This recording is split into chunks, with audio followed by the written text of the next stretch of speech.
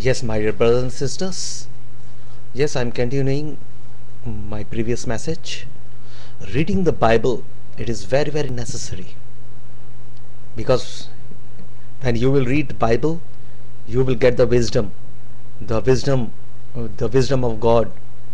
You can understand the works of devil. You can understand the works of God. Yes, my dear brothers and sisters. That is why for you and me, for all of us, for every believer, they have to read the Bible.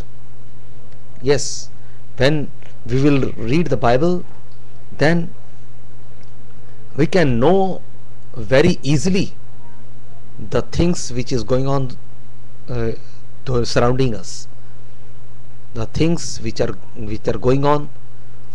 Sometimes so many type of the confusions, the confusion, it will come in the churches. You can see there are many cults now.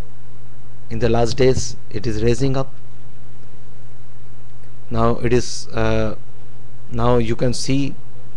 Do you know why it is happening? Why the church is breaking? Why this kind of so many new teachings are coming? Because of the people, the simple believers, they are not reading Bible. So that is why they are very easily molding by the others people, those who know Bible. They have the false teacher, they are making their own doctrines, and this, simple believers, they cannot argue with them. Brothers and sisters, it is very necessary for us, for the all of us, that we have to read Bible as much as, because when we will go through more in the Bible, more from the Bible, from the Word of God, then, brothers and sisters, you may be able to answer others. What is the right answer? You can give them the right answers. Yes, of course, you cannot give them the right answer if you don't know the Bible. Brothers and sisters, it is not enough for you that only few verses and just you go on. No, brothers and sisters, you have to go through Genesis to Revelation, because it is the letter, it is the love letter from God for you. This is, yes, of course, this is the love letter of God. God has given this letter to all of us. God loves you so much.